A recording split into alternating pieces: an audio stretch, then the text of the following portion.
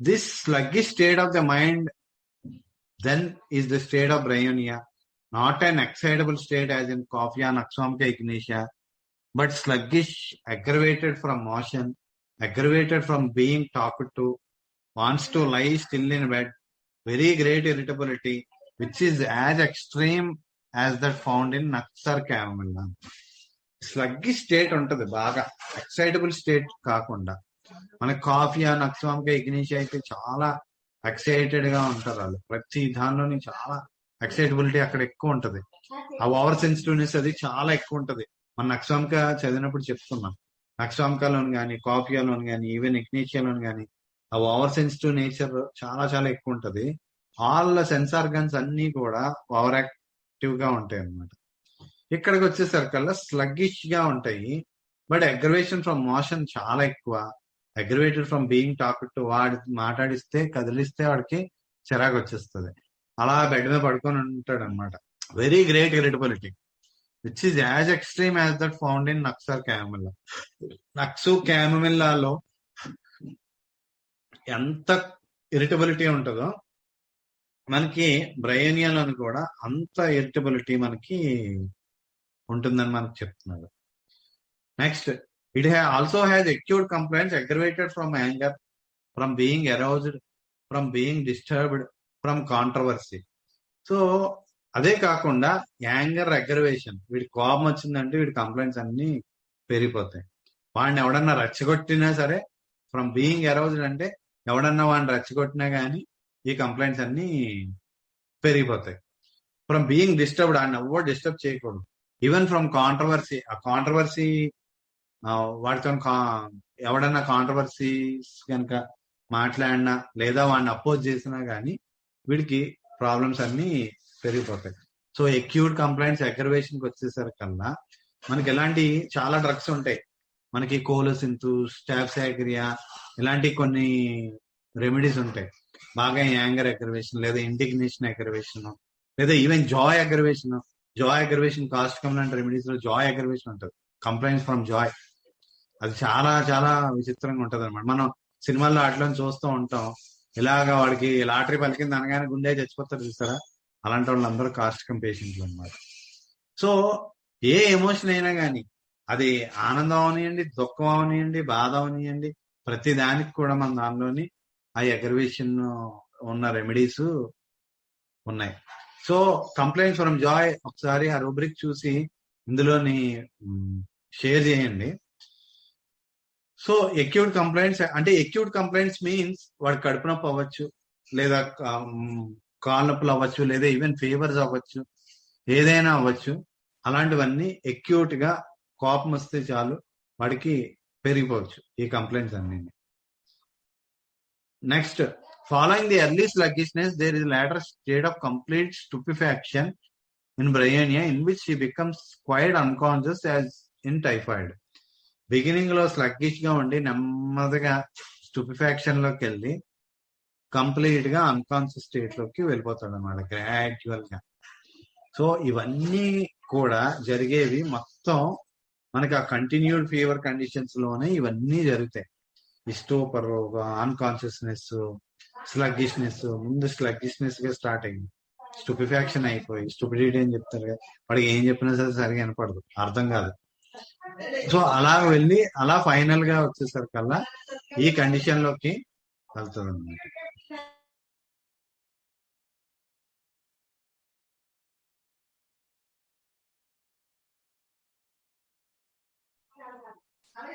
So in which he becomes quite unconscious as in typhoid.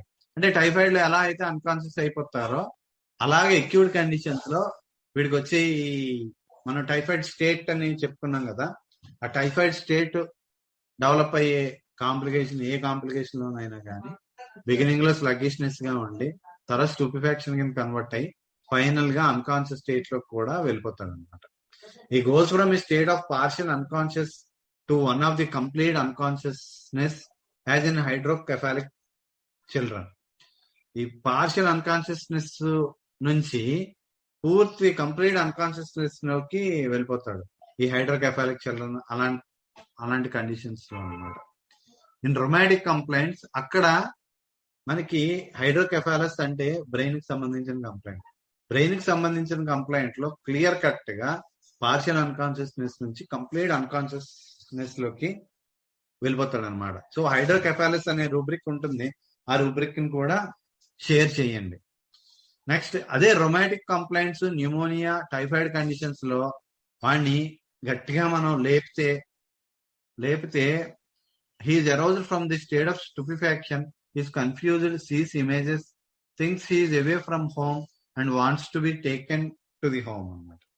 ఈ rheumatic complaints అంటే rheumatic fevers అలాంటి conditions లో full joint pains వచ్చి chikungunya type of fevers, లేదా inflammation of the joints, rheumatoid arthritis లో కానీ అలాంటి conditions లో ఇన్ఫ్లమేటరీ జాయింట్స్ ఎప్పుడైతే ఉంటాయో ఆ కండిషన్స్ లోని కానీ, న్యూమోనియా కండిషన్ లోని కానీ, ఈవెన్ టైఫాయిడ్ కండిషన్స్ లోని కానీ వాడిని కనుక లేపితే ఈ స్టూపిఫాక్షన్ నుంచి కన్ఫ్యూజ్డ్ గా లేచి అన్ని ఏవో చూస్తుంటాడు, సీస్ ఇమేజెస్, థింగ్స్ వాడి ఇంటి నుంచి దూరంగా ఉన్నాను అనుకుంటాడు and wants to be taken to the home.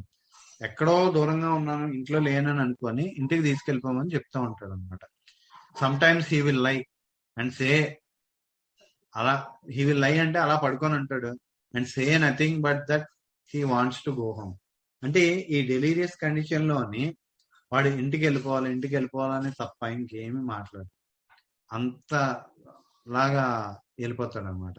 ఇవన్నీ కూడా మనకి కంటిన్యూడ్ ఫీవర్స్ లోనే మనం అబ్జర్వ్ చేస్తాం. ఇప్పుడు ఈ చెప్పిన ఈ డెలీరియస్ స్టేట్ కానీ, ఇందాక చెప్పిన స్టూపిఫాక్షన్, అన్కాన్షియస్నెస్ కానీ, ఇవన్నీ కూడా ఓన్లీ మనకు ఆ కంటిన్యూడ్ ఫీవర్ కండిషన్స్ లోని మాత్రమే బ్రెయినియా మాక్సిమం మనకి ఇండికేట్ అవుతూ ఉంటుంది.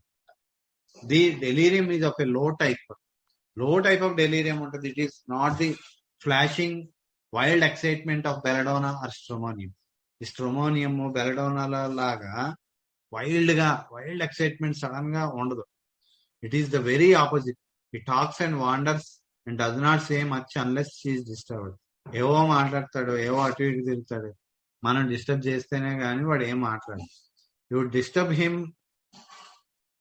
అండ్ లై, he says go away and let me go home అంటాడు.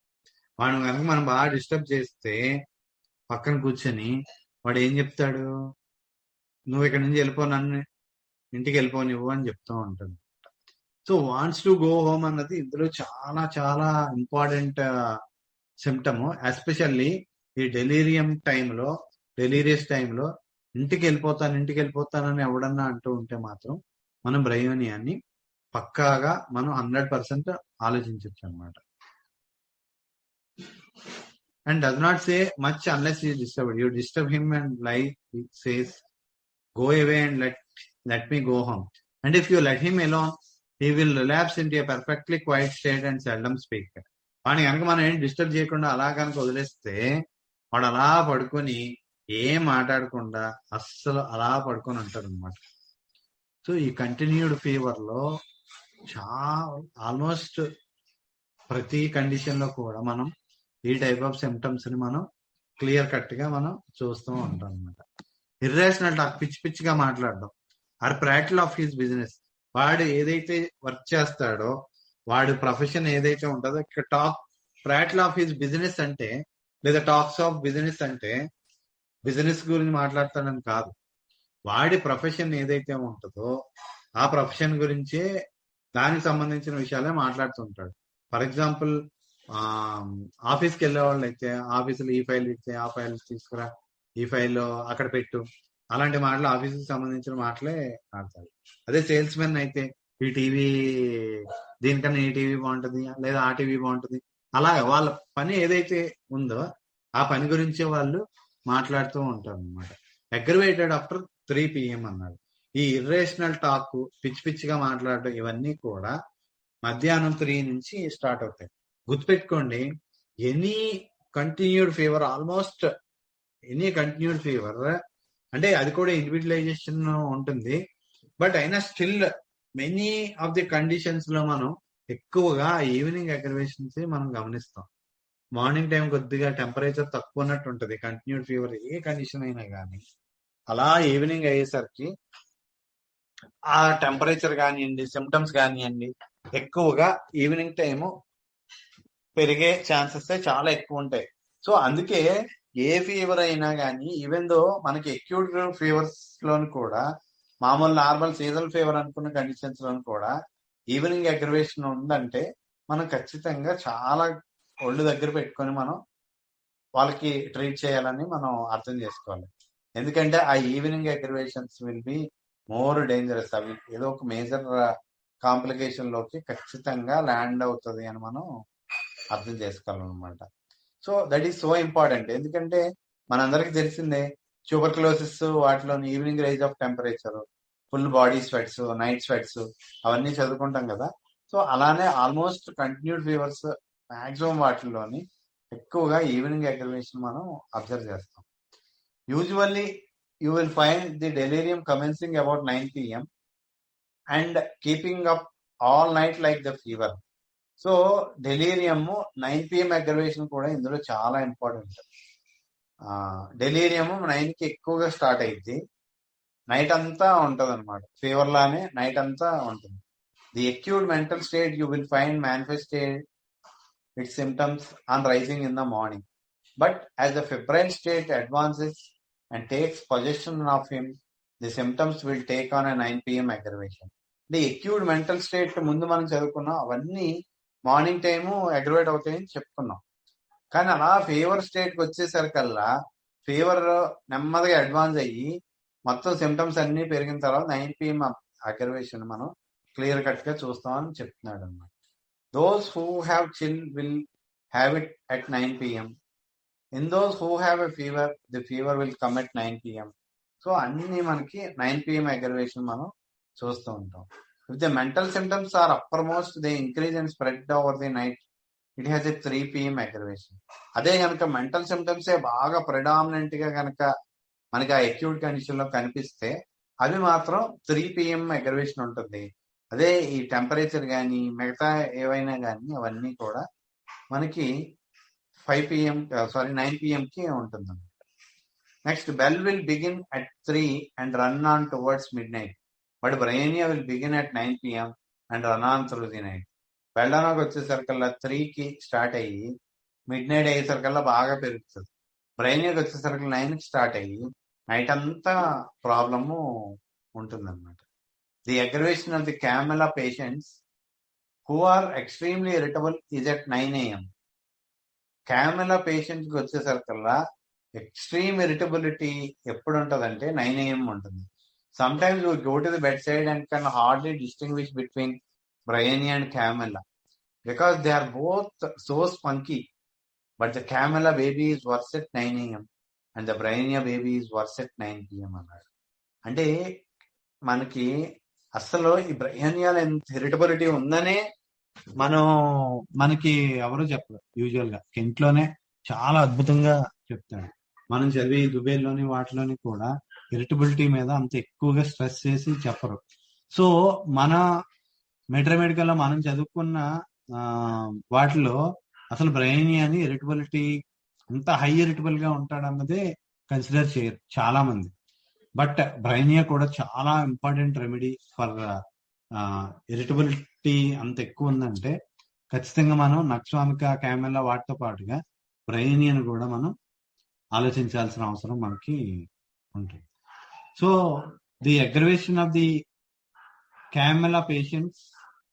సో ఇక్కడ చైల్డ్ కి వచ్చేసరికల్లా మనం బెడ్ సైడ్ వెళ్తే బ్రైనియా, క్యామెల్లా చైల్డ్ ని ఇద్దరిని మనం డిస్టింగ్విష్ చేయడం చాలా కష్టం అని చెప్తున్నాడు. ఎందుకంటే ఇద్దరు పిచ్చి ఇరిటబుల్ గా ఉంటారు, చాలా స్పంకీగా ఉంటారు. బట్ క్యామెల్లాకి వచ్చేసరికల్లా 9 AM అగ్రవేషన్ ఉంటుంది, ఇక్కడికి వచ్చేసరికల్లా 9 PM అగ్రవేషన్ ఉంటుంది. So that is the important symptom అనమాట. In bryonia there is a keynote which really applies to a dozen or more remedies. ఒక కీనోడ్ సిమ్టమ్ ఉంటుంది. ఆ కీనోడ్ సిమ్టమ్ బ్రైనియానే కాదు, ఇంకా చాలా ఒక 10-12 రెమెడీస్ లో కూడా ఉంటుంది అని చెప్తున్నాడు. ఆ కీనోడ్ సిమ్టమ్ ఏంటంటే he want something and he knows not what. వాడికి ఏదో కావాలనిపిస్తుంది కానీ అది ఏంటిదో అన్నది వాడికి తెలియదు. సో ఇది కూడా మనకి రిపర్టరీలో మైండ్ లోనే ఉంటుంది. అది కూడా చూడండి. ఆ రూబ్రిక్ ఉంటే ఆ రూబ్రిక్ ని షేర్ చేయండి, చాలా ఇంపార్టెంట్ అన్నమాట. వాడికి ఏదో కావాలనిపిస్తుంది కానీ ఏం కావాలో వాడికి తెలియదు. ఇదే మనం ఆ పర్టికులర్ వాళ్ళకి అప్లై చేసుకుంటే మన క్యాప్రిషియస్ సెప్టేట్ అని మనం చెప్పుకున్నాం చూసారా, ఆ క్యాప్రిషియస్ సెప్టేట్ ఆ రూబ్రిక్స్ అయి చదువుకున్నాం, అందులోని సినా ఇవన్నీ చూస్తాం, మన అందులో బ్రెయిన్ కూడా ఉంది. సో ఆ సిమ్టమ్ ఏదైతే కావాలనుకోవడం మళ్ళా ఏం కావాలో అర్థం కాదు, అక్కడ కూడా అంతే. అక్కడ కాదు కొద్దిగా డిఫరెన్స్ ఉంటుంది. ఏంటంటే ఏదో అడుగుతాడు, అది ఇచ్చిన తర్వాత మళ్ళా ఇది నాకు వద్దు ఇంకోటి కావాలంట. సో ఆ క్యాప్రిషియస్ ఎప్టైట్ అవన్నీ ఆ డీప్ సీటెడ్ కాంప్లికేషన్స్ ఎలా అయితే ఇండికేషన్స్, ఎలా ఇది కూడా డీప్ సీటెడ్ కాంప్లికేషన్స్ మనకి ఇవన్నీ ఇండికేషన్స్. సో మీరు బ్రెయినియా వేసి ఇలాంటి సిమ్టమ్స్ తగ్గించారంటే ఖచ్చితంగా వాళ్ళకి మనం చాలా చాలా హెల్ప్ చేస్తున్నాం అవుతాం. సో ఎవ్రీ టైం మనం చెప్పేదే మళ్ళా ఎందుకు ఇన్సిస్ట్ చేసి చెప్తున్నానంటే, whatever the symptoms we are treating in a patient, every time మన ఇంటర్నల్ గా వాళ్ళ డిసీజ్ మనం తీస్తూ ముందుకెళ్తున్నట్టే. అదర్వైజ్ మనం గనక ట్రీట్ చేయకపోతే ఇలాంటి కంటిన్యూడ్ ఫీవర్స్ కానీ ఇలాంటి కండిషన్స్ కనుక మనం ట్రీట్ చేయకుండా అలోపతిలో కూడా తగ్గిపోదని అన్నాం. బట్ తగ్గిపోయిందంటే సప్రెస్ అయిపోయి ఖచ్చితంగా ఇంటర్నల్ గా ఒక మేజర్ కాంప్లికేషన్స్ డెవలప్ అయిపోతాయి. ఫర్ ఎగ్జాంపుల్ ఇంటర్నల్ గా ఉన్న క్రానిక్ డిసీజెస్ ఏవైతే ఉన్నాయో అవి వివేకన్ అయిపోయి చాలా స్పీడప్ అయిపోతాయి.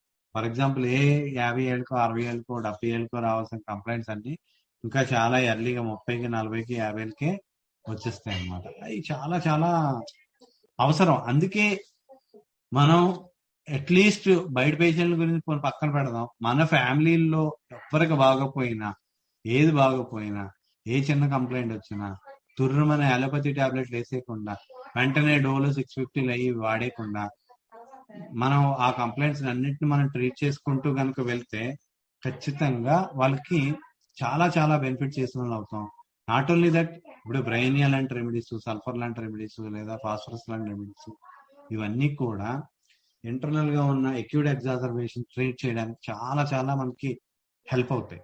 సో ఇవి నార్మల్ టైంలో అంత డీప్ సీటెడ్ గా యాక్ట్ చేసి అంత డీప్ సీటెడ్ కాంప్లికేషన్స్ ని రిమూవ్ చేయలేకపోయినా కానీ మనకి ఇలాంటి అక్యూట్ ఎగ్జాజర్బేషన్ వచ్చినప్పుడు ఆ కంప్లైంట్ మాత్రం ఇవి చాలా అద్భుతంగా రిమూవ్ చేస్తాయి. సో దట్ ఆటోమేటిక్ గా ఇంటర్నల్ గా ఉన్న కంప్లైంట్ కూడా మనం చాలా వరకు తీసిన వాళ్ళు అవుతాం అనమాట. So it is a very important symptom of brainia. It is a symptom that calls for brainia only when the rest of the symptoms agree. You go to a child who is being carried in the arms of the nurse and wants one toy after the another. You get the toy he wants and he does not want it and will throw back at you. పిల్లోడి దగ్గరికి వెళ్ళారు, వాడిని nurse ఎత్తుకొని అటు ఇటు తిరుగుతుంది, వాడికి ఒక బొమ్మ కావాలంటాడు, ఇచ్చాము, అది మళ్ళీ ఇంకోటి కావాలంటాడు, ఫైనల్ గాడికి ఏది కావాలో ఇచ్చాము, కానీ వాడు అది వద్దనేసి ఇసురు కొడతాడు మన మొహం మీద అన్నమాట. సో లైక్ క్యామెల్ అలాగే same. When that case is looked in to thoroughly it may be covered by creosote. క్రియోజోట్లను కూడా ఈ టైప్ ఆఫ్ సిమ్టమ్ లో ఉంటుంది. Another is never satisfied with anything and rejects everything he asked for. You look in to that case and it may be covered by chamomilla. అంటే మనకి బ్రెయినియా, క్యామెల్లా, మళ్ళా క్రియోజోట్ ఈ 3 remedies కూడా మనకి ఇలాంటి కండిషన్స్ లో ఇండికేట్ అవ్వచ్చు. ఏంటంటే when that case is looked in to thoroughly it may be covered by creosote. బాగా క్లోజ్ గా మనం చూస్తే క్రియోజోట్ ఇండికేట్ అవ్వచ్చు అని చెప్తున్నాడు. ఇంకొకటి ఏంటంటే వాడికి దేనికి సాటిస్ఫై అవ్వడు, ఏది అడిగినా గానీ రిజెక్ట్ చేసేస్తా ఉంటాడు. ఆ కేసులో కనుక చూస్తే క్యామెల్లా మనకి ఇండికేట్ అవ్వచ్చు. అదే కనుక మనకి మొహాన్ని ఇసిరిగొట్టాడంటే అక్కడ మనకి క్రియోజోట్ మనకి ఇండికేట్ అవ్వచ్చు. సో ఈ రూబ్రిక్స్ అన్ని మనకి మైండ్ లో ఉన్నాయి, మైండ్ చాప్టర్ లోనే. ఇవన్నీ కూడా ఒకసారి షేర్ చేయండి. Desire for things that cannot be had, which are refused or not wanted when offered. Desire for things that cannot be, అంటే ఏవైతే తీసుకుంటారో ఏవైతే తీసుకోకూడదో అయ్యే అడుగుతాడు అనమాట. విచ్ ఆర్ రిఫ్యూజ్, మళ్ళీ రిఫ్యూజ్ చేస్తాడు. Or not wanted when offered, అదే కనుక మనం ఇచ్చామనుకో మళ్ళా అది వద్దనేస్తాడు. సో ఇది కూడా చాలా ఇంపార్టెంట్. ఫర్ ఎగ్జాంపుల్ ఇప్పుడు చిన్నపిల్లడు ఉంటాడు, వాడేమో చాక్ అడుగుతాడు, కత్తి అడుగుతాడు, వద్దురా బాబు ఇది చేసుకోకూడదు అంటే గోలగోలు చేస్తాడు. మళ్ళా రిఫ్యూజ్ చేసిన లేదా ఆడికి మళ్ళీ ఇచ్చామనుకో అది వద్దని చెప్తాడు. సో ఒక తిక్కగా ప్రవర్తిస్తారు అనమాట. ఇలాంటి పిల్లల్ని ఎత్తి కిందకి కొదేసేయాలన్నంత కోపం వచ్చేస్తుంది అటెండర్స్ ఎవరైతే ఉంటారో వాళ్ళందరికీ. ఓన్లీ ఇలాంటి చిల్లర్ని మదర్ ఒక్కతే ప్రేమించగలదు. మిగతా వాళ్ళు ఎవ్వరు వాళ్ళ దరిదాపుల్లో కూడా ఎవడు రావడానికి ఇష్టపడరు. Apprehension, fearfulness, anxiety in whole body compelled him to do something constantly. There is a feature worthy of consideration because it sometimes makes a case appear inconsistent. It is due to his anxiety that pervades the whole body. ఈ anxiety బాగా whole body ఉంటుంది. So ఈ anxiety వలన అటు ఇటు ఏదో ఒక పని చేయాలని అనుకుంటాడు అనమాట. There is a feature worthy of consideration because it sometimes makes a case appear inconsistent. ఇలాంటి కండిషన్స్ ఉన్నప్పుడు కేసు అంతా ఇన్కన్సిస్టెంట్ గా అనిపిస్తుంది. వాడి యాంగ్జైటీ మొత్తం బాడీ మొత్తం ఇచ్చేస్తుందని చెప్తున్నాడు. ఆ యాంగ్జైటీ వల్లనే వాడు ఏదో ఒకటి చేయాలని అనుకుంటాడు. In Bryonia as in arsenic there comes an anxious and uneasy feeling which compels him to move. But he's worse from motion that so uneasy and anxious that he must move. So ఈ anxiety ఉన్నప్పుడు మాత్రం అలా move అవ్వాలనుకుంటాడు. కానీ వీడికి works from motion aggravation ఉంటుంది కాబట్టి అది మొత్తం అనీజీగా అయిపోయి యాంగ్జియస్ గా అయిపోయి ఏదో ఒకరు మళ్ళా కదలాలని అనుకుంటాడు. మన ఆర్సెనిక్ ఆల్బమ్ లానే అనమాట. There are pains so violent that he cannot keep still and yet when he moves he screeches from the pain. బాగా పెయిన్స్ ఎక్కువ ఉంటాయి. ఈ పెయిన్స్ ఉన్నప్పుడు ఎలాగైనా సరే స్టిల్ గా ఉండలేడు అనమాట. ఉండలేక అక్కడికి ఇక్కడికి మూవ్ అవ్వాలనుకుంటాడు. కానీ మళ్ళీ విపరీతమైన నొప్పితోని అరుస్తాడు అనమాట గట్టిగా. So it is really not an inconsistency but simply due to the great violence of the pain. Even though he knows that the motion is going to make him worse, he cannot keep still for the pain is so violent. So వీడికి తెలుసు కదిలేనంటే చాలా ఎక్కువైపోతాయని తెలుసు. కానీ కొన్ని సందర్భాల్లో ఈ cannot keep still. ఎందుకంటే ఆ లోపల యాంగ్జైటీ అని మనం ఏదైతే చెప్పుకున్నామో ఆ యాంగ్జైటీ మొత్తం వాడిని ఇచ్చేస్తుంది అనమాట. కానీ ఆ పెయిన్ మాత్రం చాలా వైలెంట్ గా అయిపోద్ది ఏమాత్రం మూవ్ అయినా కానీ.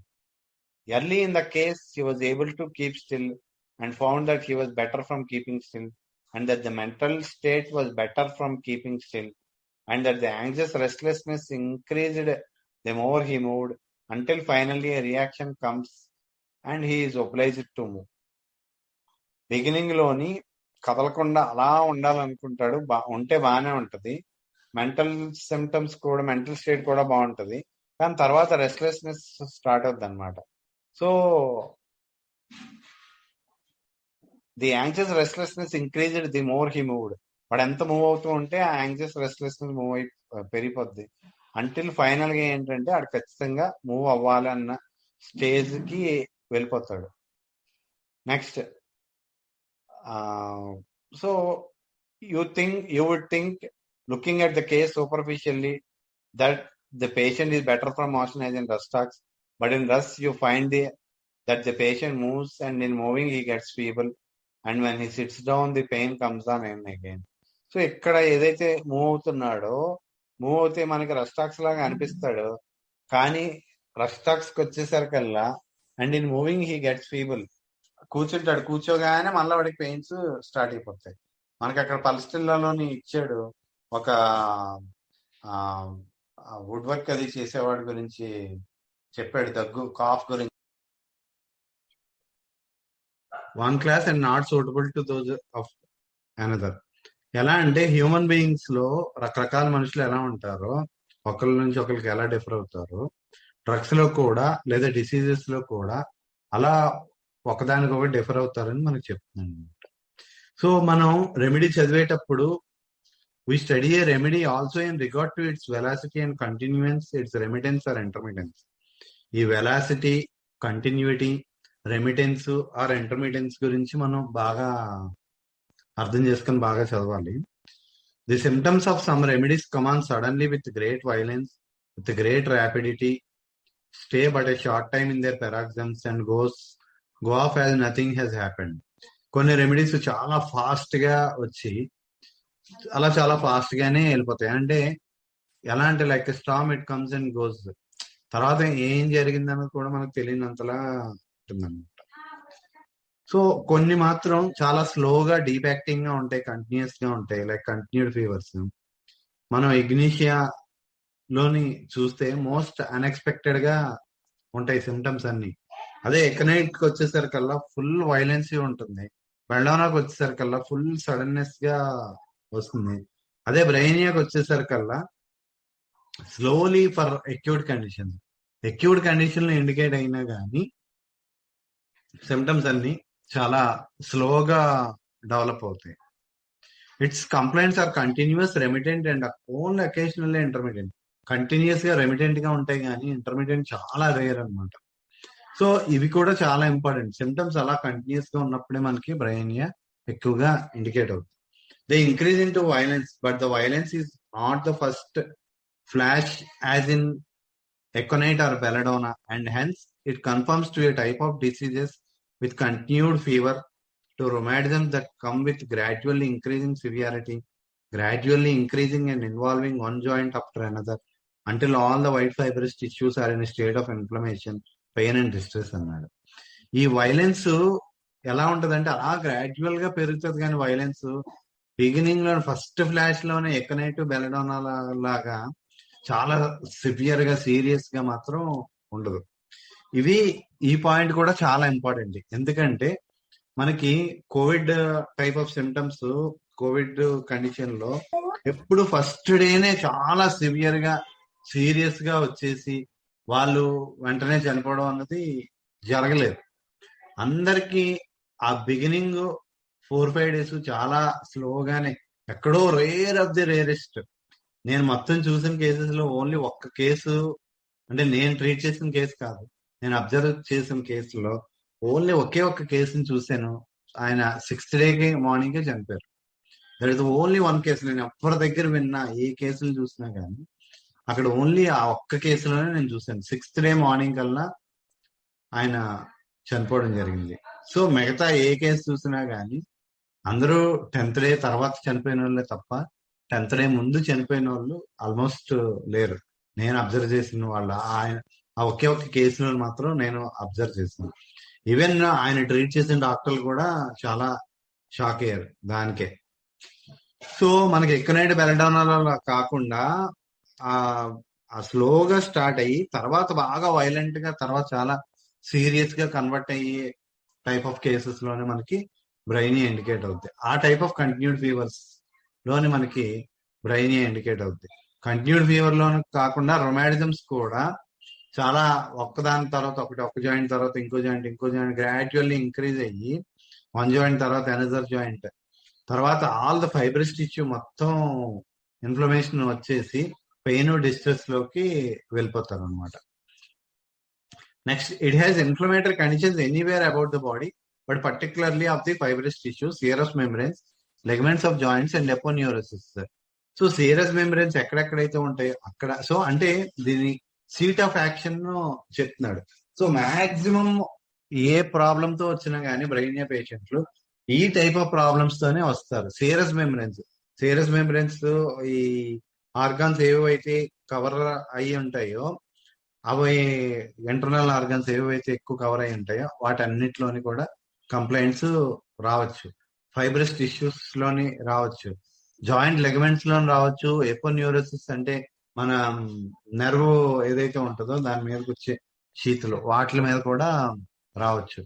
It also affects the coating of the nerves with its congestion and these gradually increase in severity.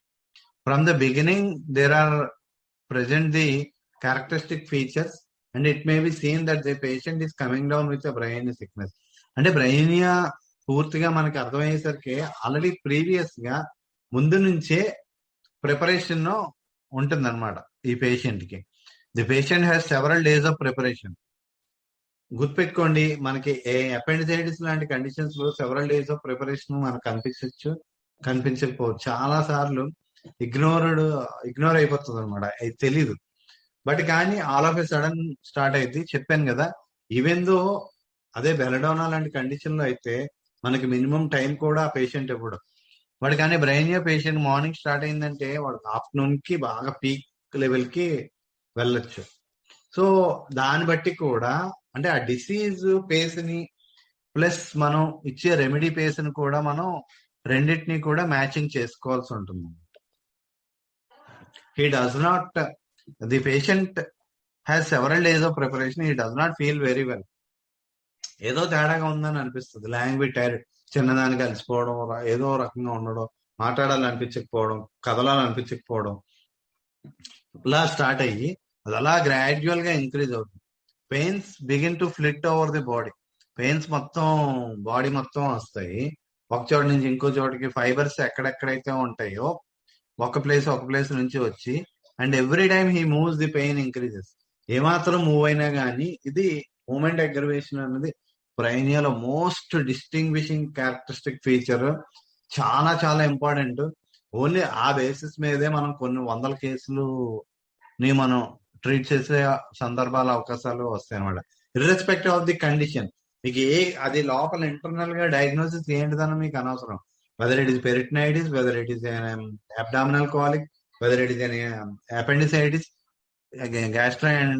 Gastroenteritis, లేదా ప్లోరసీ అవనియండి, న్యూమోనియా అవనియండి, ఏదైనా అవనియండి, ఆ మూమెంట్ అగ్రవేషన్ మాత్రం చాలా పర్ఫెక్ట్ గా మనకి కళ్ళ ముందు మనకి క్లియర్ కట్ గా మనకి కనిపిస్తూ ఉంటుంది అన్నమాట. సో అండ్ ఎవ్రీ టైమ్ ఈ moves the pain increase until the end in study and continuous pain. ఈ కంటిన్యూస్ పెయిన్ లోకి మొత్తం లొకేట్ అయ్యే ముందు ఆ మూమెంట్ అగ్రవేషన్ అది క్లియర్ గా మనకి కనిపిస్తుంది. The parts become hot and inflamed and at last he is down with rheumatism. Parts అన్ని ఇన్ఫ్లేమ్ అయిపోయి లాస్ట్ గా ఫైనల్ గా రొమాటిజం లోకి ల్యాండ్ అవుతాడు అనమాట. Complaints common after taking cold.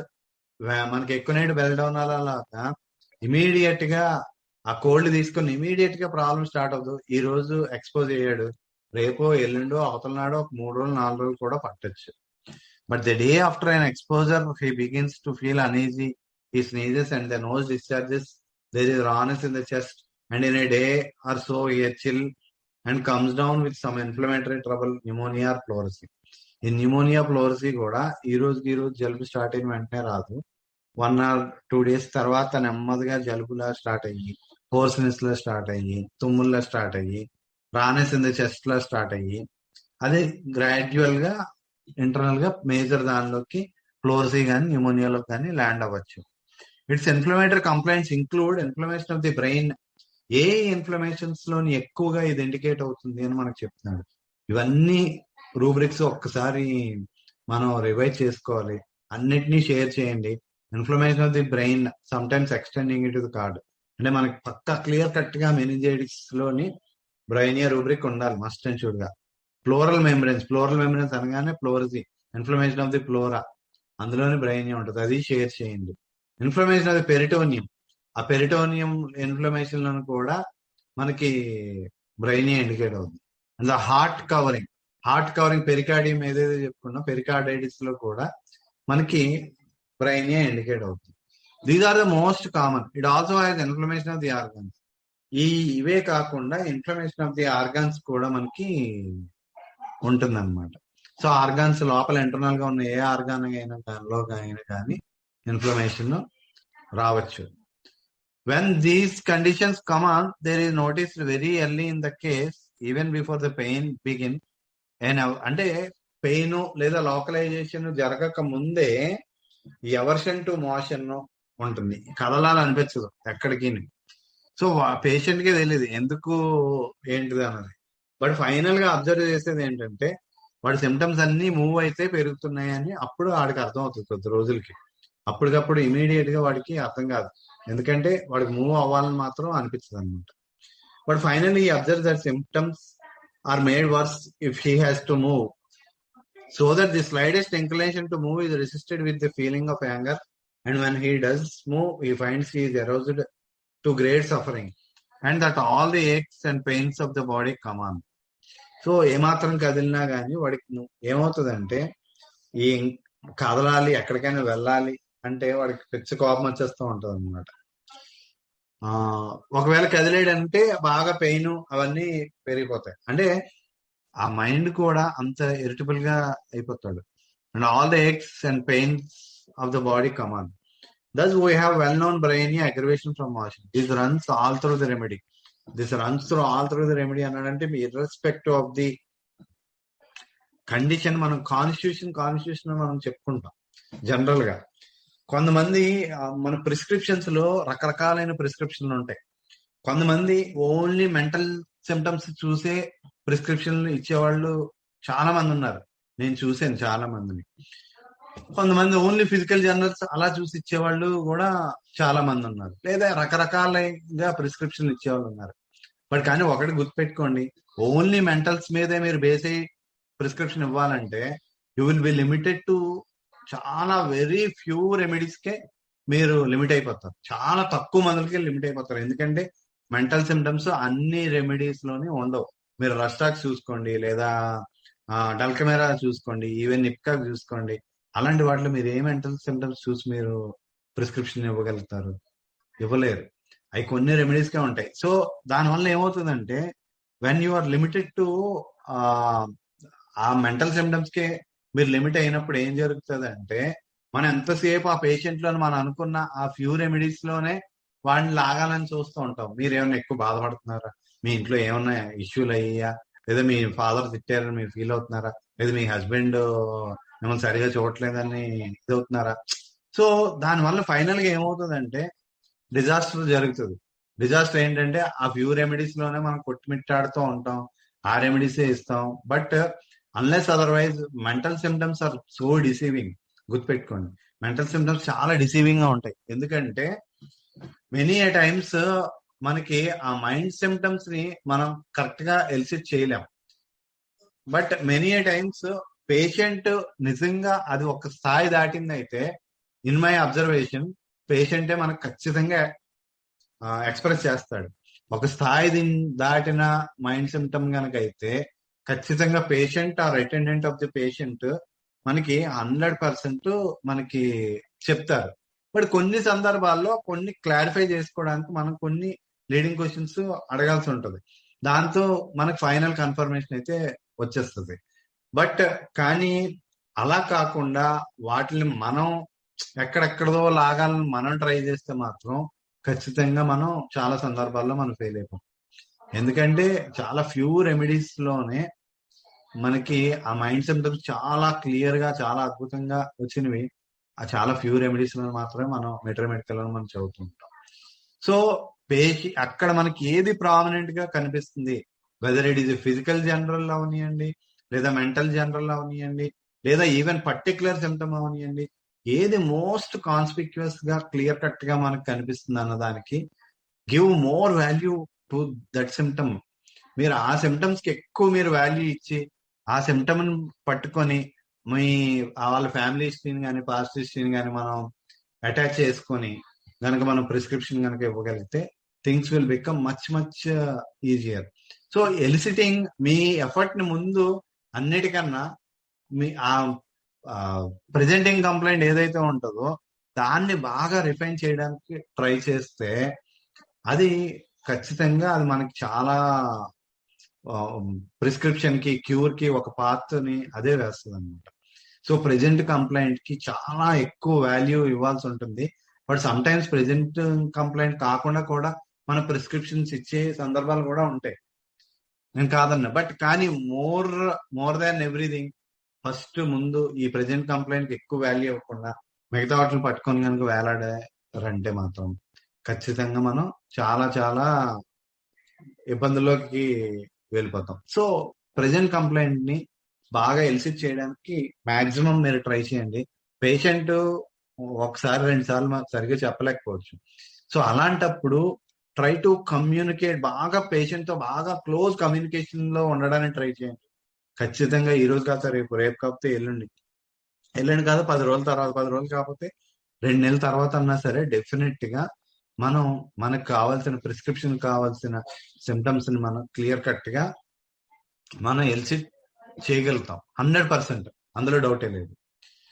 So it's so important to give value to the, అది physical general అవనివ్వండి, particular general, mental general అవనివ్వండి, ఈవెన్ ఒక పర్టికులర్ సిమ్టమ్ అవనియండి, అది ఏదైతే మోస్ట్ ప్రామినెంట్ గా ఉందో, ఏదైతే క్యారెక్టరిస్టిక్ గా ఉందో, ఏదైతే మోర్ సఫరింగ్ ని పేషెంట్ కి ఇస్తుందో, వాటన్నిటికీ మనం చాలా చాలా వాల్యూ ఇవ్వాల్సి ఉంటుంది.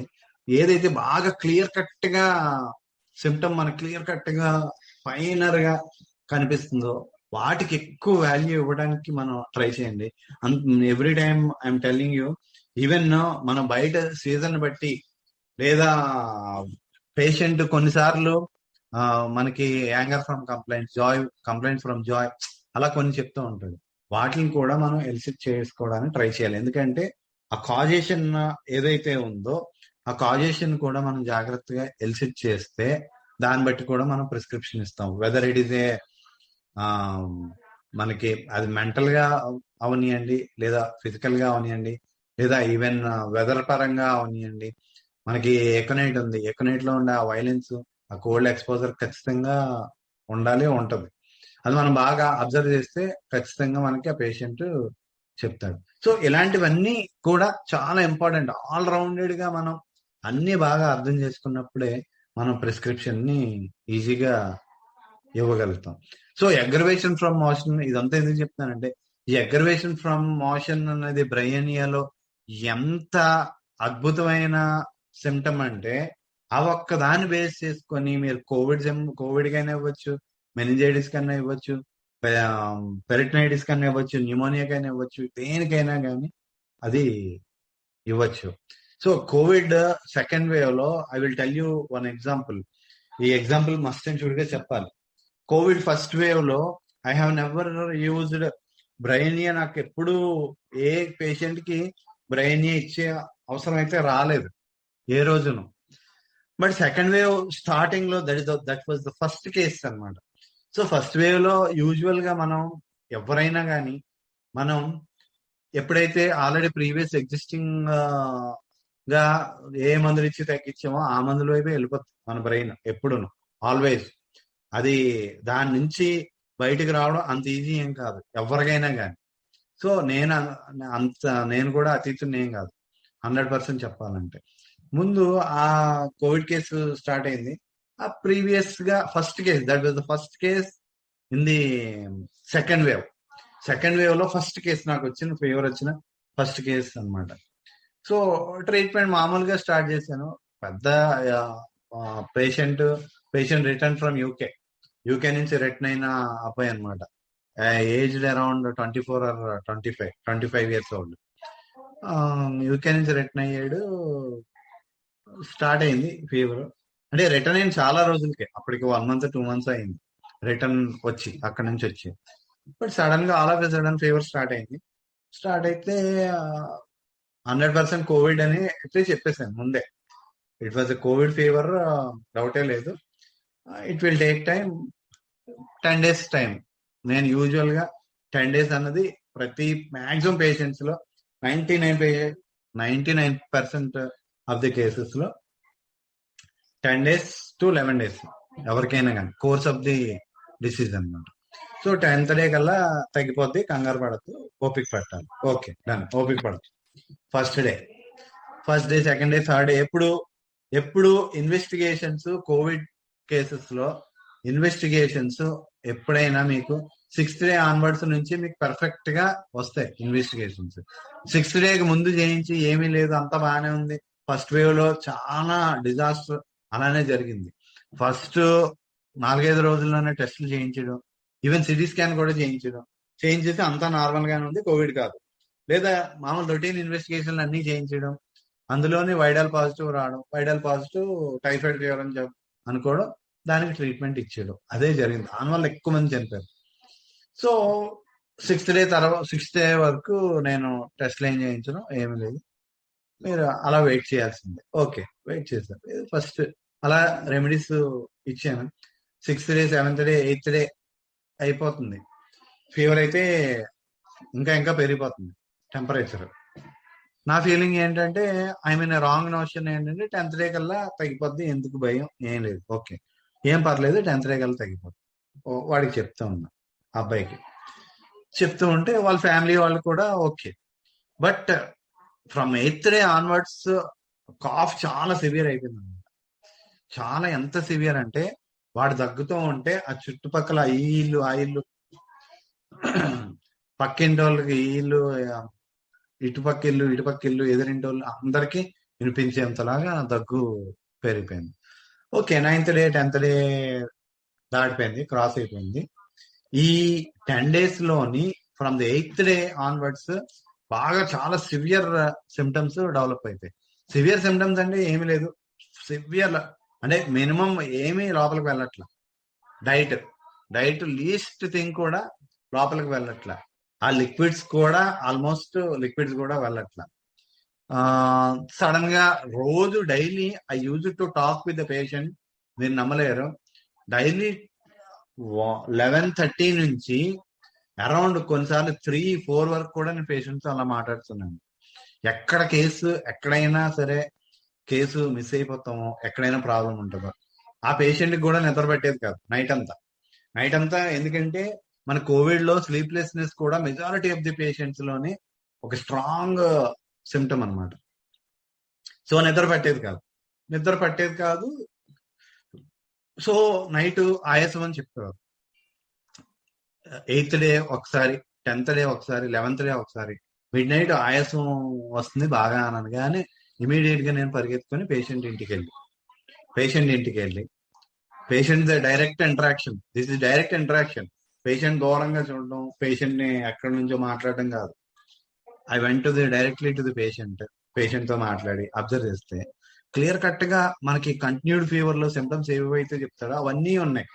మాట్లాడుతున్నాడు, బట్ కానీ ఫుల్ కొద్దిగా మైండ్ అబ్సెంట్ గా, ఆ స్లైట్ డెలీరియస్ స్టేట్, అంత ఎక్కువ కాదు, అప్పుడప్పుడు డెలీరియస్ స్టేట్.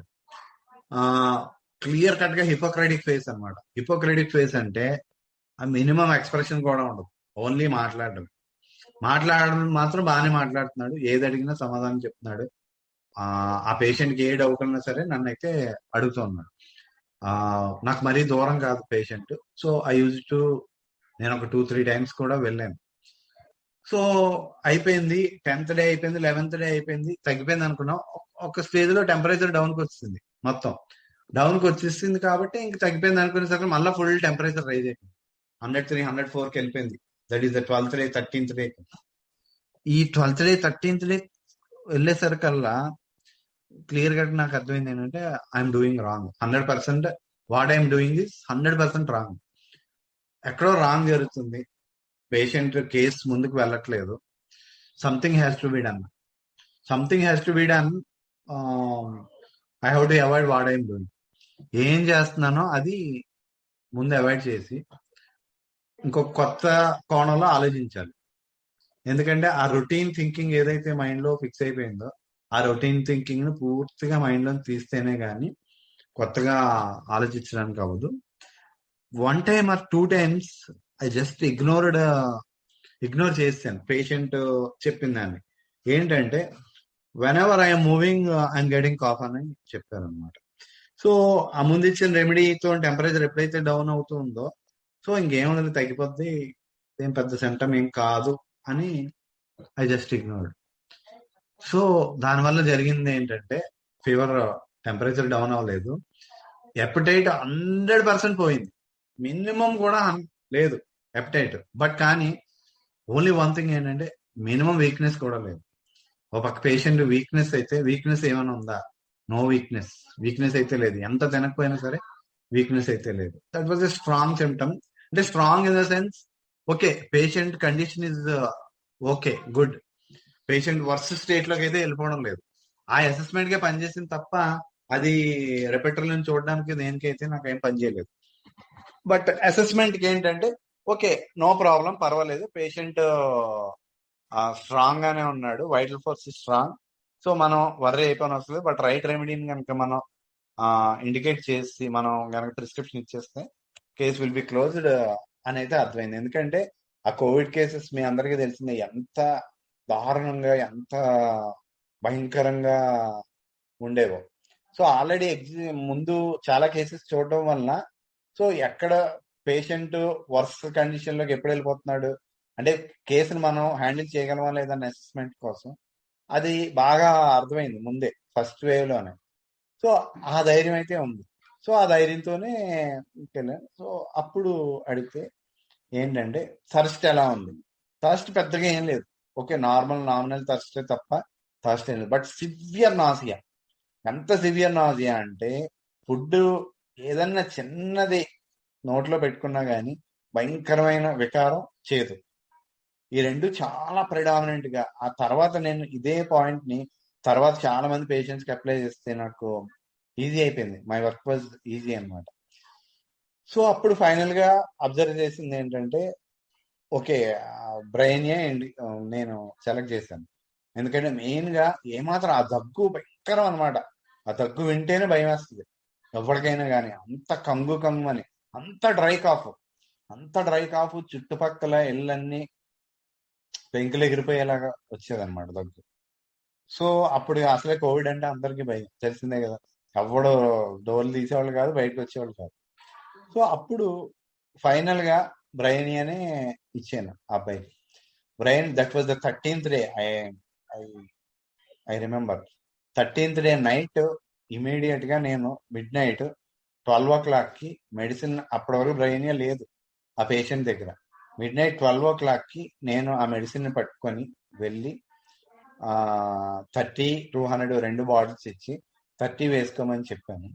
30 వేసుకున్న ఆ మన్నా ఎవ్రీ 3 hours కి ఒక డోసు వేయమని చెప్పాను. సో ఆ నైట్ 12 నుంచి స్టార్ట్ చేస్తే ఆ మన్నాడు మధ్యాహ్నం కల్లా గ్రాడ్యువల్ గా టెంపరేచర్ డౌన్ స్టార్ట్ అయింది. అలా ఇంకా బ్రెయిన్ 30 తర్వాత మళ్ళీ 200 వేసింది. ఎందుకంటే కాఫ్ మాత్రం అంత రిలీఫ్ రాలేదు. సో ఆ తర్వాత ఫైనల్ గా బ్రెయిన్ 1M కూడా వేయాల్సి వచ్చింది ఆ కాఫ్ కి. ఈవెన్ దో టెంపరేచర్ పూర్తిగా డౌన్ అయిపోయినా కానీ దగ్గు మాత్రం చాలా భయంకరంగా ఉండేది. సో ఫైనల్ గా బ్రెయిన్ 1M వేసిన తర్వాత ఆ దగ్గు పూర్తిగా తగ్గిపోయింది. ఆ రెమెడీ ఇది మీకు ఈ కేసు ఎందుకు చెప్తున్నానంటే ఆ మూమెంట్ అగ్రవేషన్ ఓన్లీ ఫైనల్ గా అక్కడ ఆ మూమెంట్ అగ్రవేషన్ ఒకటి, కంటిన్యూడ్ ఫీవర్ ఒకటి, ఆ న్యూమోనియా కండిషన్ ఇంకొకటి, ఆ డెలీరియస్ స్టేట్ ఒకటి. వీటన్నిటి ఈవెన్ దో అక్కడ స్పెసిఫిక్ థర్స్ట్ అయితే లేదు. థర్స్ట్ కూడా బ్రెయినియాలో ఇచ్చేటప్పుడు మనకి చాలా ఇంపార్టెంట్ డయాగ్నోస్టిక్ ఫీచర్ అనమాట థర్స్ట్ కూడా. బట్ ఈ కండిషన్ లో మాత్రం థర్స్ట్ ఆ పర్టికులర్ పేషెంట్ లోనైతే మాత్రం థర్స్ట్ అంత స్పెసిఫిక్ గా లేదు.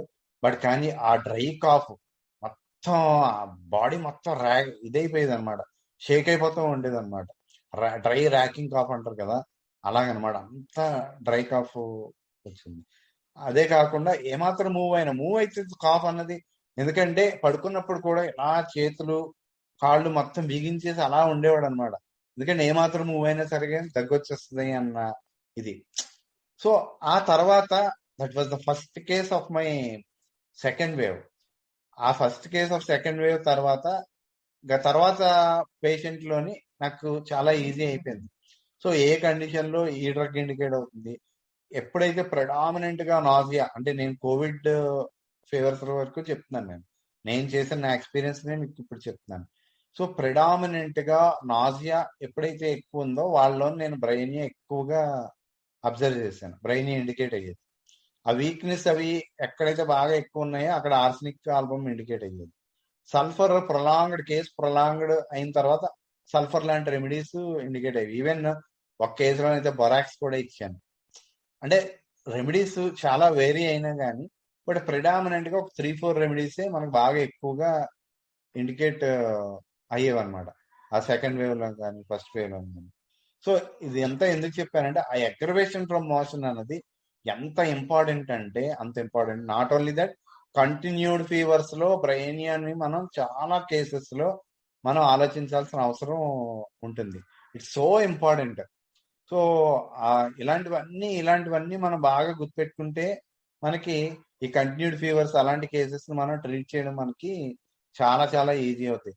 మీరు ఎప్పుడైతే ఫీవర్ కేసెస్ బాగా ట్రీట్ చేస్తారో అన్డౌటెడ్ గా మీరు నమ్మరు, మా క్లినిక్ కి ఓన్లీ ఫీవర్స్ కోసం వచ్చే వాళ్ళు కూడా చాలా మంది ఉంటారు. నిన్న ఒక బాబుని తీసుకొని వచ్చారు ఒక పేరెంట్, ఓన్లీ ఫీవర్ కోసం. అంటే స్ట్రైట్ అవే ఫీవర్. ఈ రోజు మళ్ళా వాళ్ళే ఇంకొక బాబుని తీసుకొని వచ్చారు, జస్ట్ 3-4 years ఓల్డ్. అలా ఓన్లీ ఫీవర్ కోసమే వచ్చే కేసులు కూడా చాలా చాలా ఉంటాయి. సో వాటిని అన్నింటినీ బాగా హ్యాండిల్ చేస్తే మీరు చాలా ఫాస్ట్ గా ప్రాక్టీస్ లో ముందుకెళ్ళిపోతారు. So next, this medicine is suitable in a great many diseases of a typhoid nature. Typhoid nature ఉన్న డిసీజెస్ అన్నిట్లోని కూడా చాలా బాగా ఇండికేట్ అవుతుంది. అవి ఏంటంటే pneumonia, pleurisy, inflammation of the liver, hepatitis, inflammation of the glands, inflammation of the bowels. ఇవి చాలా ఇంపార్టెంట్. వీటన్నిటిలోని కూడా ఆ కంటిన్యూడ్ ఫీవర్ అన్నది మనకి క్లియర్ కట్ గా మనం చూస్తాం. నేను ఆల్రెడీ మీకు చెప్పిన ఫీవర్ కేసెస్ ఏవైతే ఉన్నాయో వాటన్నిటిలోని కూడా ఈ కండిషన్స్ ఉన్నాయి. ఎక్కడో చోట ఇన్ఫ్లమేషన్ ఆఫ్ ది గ్లాండ్, లేదా ఇన్ఫ్లమేషన్ ఆఫ్ ది గ్లాండ్ అంటే ఓవరీ, అక్కడ ఇన్ఫ్లమేషన్ ఆఫ్ ది ఓవరీ అవ్వచ్చు, లేదా ఇన్ఫ్లమేషన్ ఆఫ్ ది లంగ్స్ అవ్వచ్చు, ఏదైనా అవ్వచ్చు. ఇన్ఫ్లమేషన్ మాత్రం ఖచ్చితంగా అక్కడ ఉండి తీరుతుంది. It may be gastroenteritis or peritonitis or inflammation of the bowels with the sensitiveness and the aggravation from motion and the desire to keep perfectly still. ఇది aggravation from motion, అది gastroenteritis అవనండి, peritonitis అవనండి, inflammation of the bowels అవనియండి, inflammation of the liver అవనియండి, inflammation of the pneumonia అవనియండి, inflammation of the pleura అవనియండి, ఏదైనా అవనియండి, ఏ ఇన్ఫ్లమేషన్ లోనైనా కానీ aggravation from motion and the desire to keep perfectly still, rest emulation, ఈ రెండు చాలా చాలా important features. Even inflammation of the joints లోని రొమాటిక్ జాయింట్స్ అయినా అవనియండి, లేదా కోల్డ్ కి ఎక్స్పోజ్ అవడం వల్ల వచ్చింది అయినా అవనియండి, ఇంజరీస్ లోనైనా అవనియండి, వాటన్నిటిలోని కూడా అక్కడ అగ్రవేషన్ ఫ్రమ్ మోషన్ అన్నది చాలా important symptom. Next, Bryonia is often indicated in injuries of the joints where arnica would be a failure. Arnica ఇచ్చిన తర్వాత తగ్గలేదంటే మనం బ్రెయినియా మొడాలిటీస్ చూసి, బట్ ఎప్పుడైనా బ్రెయినియా ఇచ్చేటప్పుడు మాత్రం మొడాలిటీ మస్ట్ అండ్ షుడ్ గా మనం చూసుకొని ఇవ్వాలి. మామూలుగా బ్లంట్ గా బ్లైండ్ గా ఇవ్వడానికి అయితే అవ్వదు. There is an extreme state of irritability in bryonia. Every word which compels him to answer a question or to think will aggravate him. Irritability చాలా ఎక్కువ ఉంటుంది. సో బ్రెయినియా ఇచ్చేటప్పుడు ఇది కూడా మనం ఒకసారి ఫైనల్ చేసుకోవాలి. వాడు నక్స్వామికాలను, క్యామిల్లా లాగా బ్రెయినియాలను కూడా కోపం అనేది చాలా ఎక్కువ ఉంటుంది. So soft people, soft individuals కి బ్రెయినియా అంతగా ఇండికేట్ అవ్వదు. So it's so important. ఇది కూడా మనం ప్రిస్క్రిప్షన్ ఇచ్చేటప్పుడు కంపల్సరీగా కన్ఫర్మ్ చేసుకొని ఇవ్వాల్సిన పాయింట్ అనమాట బ్రెయినియా ఇచ్చేటప్పుడు. Next, every word which compels him to answer, ఏదైనా వాడు ఆన్సర్ చేయాలి అంటే వాడికి చికాకు వచ్చేస్తుంది, లేదా ఏదైనా ఆలోచించాలన్నా సరే వాడికి కోపం వచ్చేస్తూ ఉంటది అనమాట. The effort to talk will be attended with horror. At the beginning of the complaint you go to the bedside of the patient who has been grumbling a few days. Something is evidently coming on. The family meet you at the door and say the patient is almost unconscious అంటే వాడికి ఏదైనా మాట్లాడాలంటే effort to talk, అది కూడా ఎక్కువగా effort to talk అనేది ఏ conditions లో మనం గమనిస్తామంటే ఈ కంటిన్యూడ్ ఫీవర్స్, అలాంటి కండిషన్స్ లో మనం బాగా గమనిస్తాం. ఎందుకంటే ఆ జ్వరంతో ఉన్నప్పుడు వాడిని ఏదన్నా కదిలించి ఏం కావాలి అని అడిగినా గానీ, ఎందుకంటే వాడు మాట్లాడాడంటే వాడి ఇబ్బందులన్నీ పెరిగిపోతాయి. అందువల్ల వాడు మాట్లాడు. సో మాట్లాడడం కూడా ఒక మూమెంటే. ఆ మూమెంట్ అగ్రివేషన్ వలన వాడు అస్సలు మాట్లాడు, వాడి చిరాకు ఎత్తిపోతూ ఉంటది అనమాట. Beginning of the complaints patient అలా చాలా రోజుల నుంచి ఇబ్బంది పడుతూ వచ్చినప్పుడు వాడిని మనం క్లియర్ కట్ గా మనకి ఏదో వాడికి రాబోతుందని మనకి అర్థం అవుతుంది. So extreme state of irritability ఉంటుంది. Every word which compels him to answer a question or to think will aggravate him. ఆలోచించాలన్నా లేదా ఆన్సర్ చేయాలన్నా కానీ వాడికి గొప్ప ఇరిటబిలిటీ, చికాకు వచ్చేస్తుంది అనమాట. The effort to talk will be attended with horror. ఏదైనా మాట్లాడాలంటే బాగా హర్రర్ లాగా అనిపిస్తుంది. At the beginning of complaints, beginning లోని మనం పేషెంట్ చూడడానికి, చాలా రోజుల నుంచి సఫర్ అవుతున్న ఒక పేషెంట్ చూడడానికి వెళ్తే మనకు అర్థమవుతుంది వాడికి something is evidently coming on అని, వాడికి ఏదో రాబోతుందని మనకు అర్థం అవుతుంది. వాడి ఫ్యామిలీ వాళ్ళు మనకు కలిసిన వాళ్ళు ఏం చెప్తారంటే వాడు పూర్తి అన్కాన్షియస్ లో ఉన్నాడని మనకి చెప్తూ ఉంటారు. You look at him, the face is puffed and purplish, he seems to be dazed, there appears to be short of venous stasis all over the body, but especially about the face. Face అంతా పఫీగా, purplish గా ఉంటుంది, అలా డేజ్డ్ condition లో ఉంటాడు అనమాట. ఆ Venus stasis ఉంటుంది. బట్ ఎస్పెషల్లీ ఫేస్ లో ఇస్ కౌంట్ మనం పల్స్టిల్లాలో చదివాం ఆ వేనస్ స్టాసిస్ ఏదైతే ఉందో అది మొత్తం బాడీలో మొత్తంలోని ఉంటుంది. His countenance is almost that of an imbecile and he is perfectly capable of talking, although he has an aversion to it and appears to outsiders to ignore everything that is said. అంటే మనం వాడి countenance అది చూడగానే ఒక ఎంబెసైల్ ఎలా ఉంటాడో అలా కనిపిస్తాడు మనకి. కానీ వాడికి మనం మాట్లాడిస్తే, కొత్త వాడికి ఎవడైతే మనం మాట్లాడిస్తే వాడు బాగానే మాట్లాడగలుగుతాడు, బాగానే ఆన్సర్ చెప్పగలుగుతాడు. అంటే వాడికి ఇష్టం లేకపోయినా కానీ బాగానే మాట్లాడతాడు అనమాట. సో బయట వాళ్ళు చూసేవాడికి ఏమనిపిస్తుంది అంటే వాళ్ళంతా చెప్తుంది అబద్ధం అన్న ఫీలింగ్ వస్తుంది అనమాట. ఆల్రెడీ ఫ్యామిలీ మెంబర్స్ ఎవరు ఏది చెప్పినా కానీ this sometimes come on apparently in short time, చాలా షార్ట్ టైం లోనే వచ్చేయచ్చు. పేషెంట్ ఉదయాన్నే లేస్తాడు, డల్ కంజెస్టివ్ హెడేక్ తో లేస్తాడు, స్టూపిడ్ ఫీలింగ్ ఉంటుంది హెడ్ లోని, మైండ్ డల్ గా ఉండి ఏ పని చేయలేడు అనమాట. అది అలా పెరుగుతూ ఉంటది, అది రోజు రోజుకి అలా పెరుగుతూ ఉంటది. ఎప్పుడు such a state is sometimes the forerunner of a serious illness.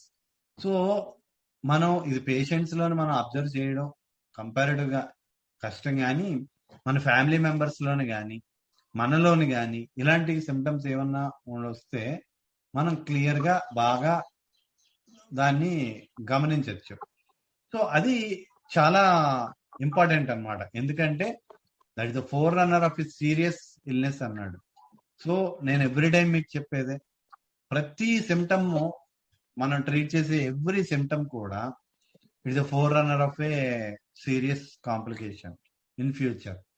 So మనం ఇప్పుడే ట్రీట్మెంట్ ఎప్పుడైతే చేసేస్తున్నామో ఆబ్వియస్ గా వాడికి ఇంకా ఆ ప్రాబ్లమ్ ని మనం ఎక్కడితోనే టెర్మినేట్ చేస్తాం అన్నమాట.